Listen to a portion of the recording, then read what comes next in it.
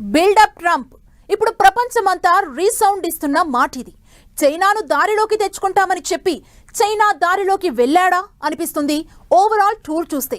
ఆ పర్యటనలో ట్రంప్కి అడుగడుగునా ఇబ్బందులే. సింగిల్ ఒప్పందం లేదు, పైగా అంతకు మించి అవమానాలు ఎదురయ్యాయి. ఇంతకీ చైనా టూర్లో ఏం జరిగింది? ట్రంప్కు ఎదురైన అనుభవాలు ఏంటి? ట్రంప్ సత్తా ఇంతేనా? ఆయన తీరుపై వినిపిస్తున్న విమర్శలు ఏంటి? చైనాతో సింగిల్ ఒప్పందం కుదరలేదు, పైగా అంతకు మించిన అవమానాలు. టూర్లో అడుగడుగున ఇబ్బందులే. పిలిచి మరీ ట్రంప్నకు జిన్పింగ్ వార్నింగ్.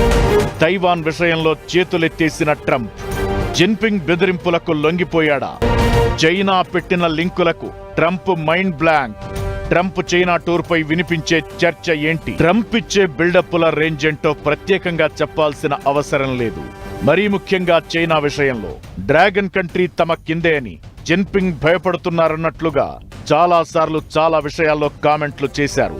కట్ చేస్తే అంతా ఉత్తది అన్నట్లు కనిపించింది. చైనా టూర్తో ట్రంప్ ఎంత బలహీనమనేది బయటపడిందనే అభిప్రాయాలు వినిపిస్తున్నాయి. ఓవైపు యుద్ధం, మరోవైపు ఆర్థిక మాంద్యం.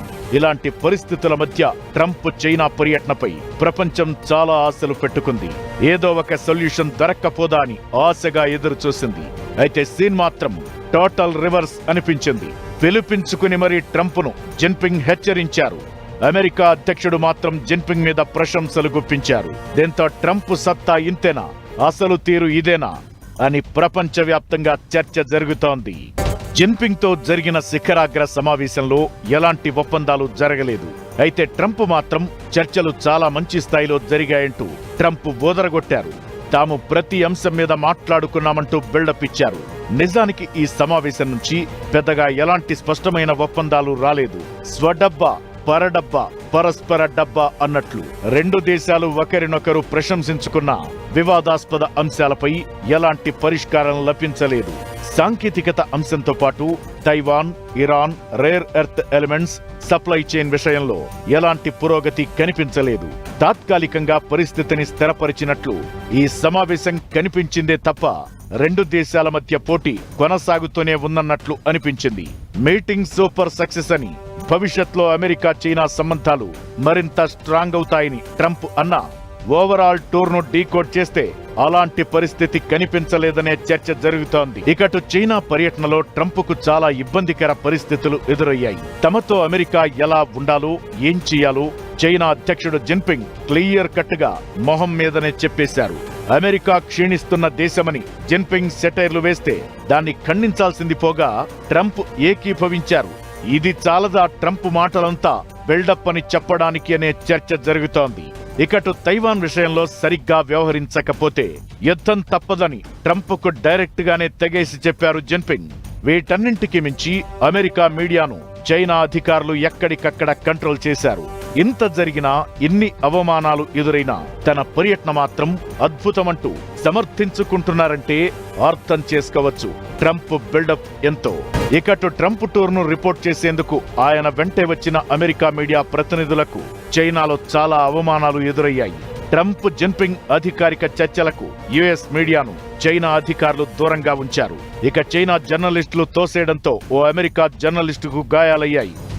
ఓవరాల్ గా తనతో పాటు తనతో వచ్చిన టీంకు ఇన్ని అవమానాలు జరిగినా టూర్ మాత్రం సూపర్ సక్సెస్ అంటూ ట్రంప్ డబ్బా కొట్టడం ఇప్పుడు ప్రపంచవ్యాప్తంగా విమర్శలకు దారితీస్తోంది. ఇక తైవాన్ విషయంలో ట్రంప్ తీరుపై రకరకాల విమర్శలు వ్యక్తమవుతున్న పరిస్థితి. తైవాన్ విషయంలో ట్రంప్ చేతులెత్తేసిన తీరు ఇప్పుడు ప్రపంచ వ్యాప్తంగా విమర్శలకు కారణమవుతుంది.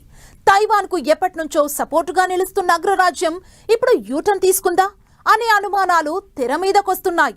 నిజంగా అదే జరిగిందా? జిన్పింగ్ వార్నింగ్లకు ట్రంప్ లొంగిపోయారా? చైనా పెట్టిన లింక్లకు ట్రంప్ మైండ్ బ్లాంక్ అయిందా? ఓవరాల్ గా చైనా టూర్లో తైవాన్ వ్యవహారంలో ట్రంప్ తీరుపై ఇప్పుడు వరల్డ్ వైడ్ గా చర్చ జరుగుతోంది. టూర్ తరువాత తైవాన్ విషయంలో ట్రంప్ మాట్లాడిన మాటలు సరికొత్త అనుమానాలను తెర మీదకు తెస్తున్నాయి.